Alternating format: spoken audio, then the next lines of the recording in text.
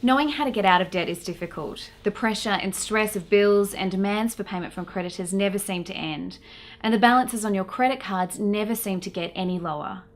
To help you, we've devised an easy 4-step plan. Step 1, work out how much you owe and who you owe it to.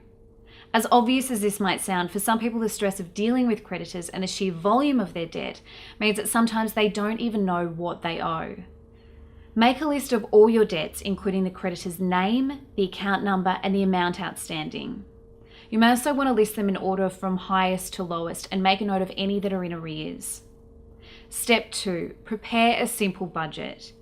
Next, you need to document your earnings and expenditure. The best way to do this is to record your income and expenses directly from your bank statement and keep receipts for any items you pay for with cash. This way you shouldn't accidentally overlook any expenses.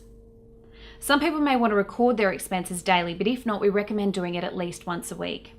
Step 3, prepare a repayment plan. Having documented your income and expenses, you should now know what is left over each week. The amount which is left over can be used to repay your debts. Be sure to split this amount up proportionately so that each creditor is getting an amount relative to the amount they are owed. Step 4, compare and review your plan every week.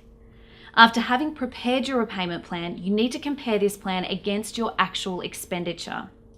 Sometimes a plan on paper is actually quite different to how it works out in real life. After several weeks, you should be able to determine if the repayment plan is realistic, and if not, you may need to adjust it slightly. Eventually though, you will need something that is affordable and you will need to follow it 100%. Unless you have a repayment plan and stick to it, you will never become debt-free. Another very important point to note is this: you need to stop using any credit cards. There is no point paying $100 on your credit card only to then put $100 worth of purchases. If you're going to get rid of your debt, you need to be able to pay off more than the minimum amount each month and not let the balance increase.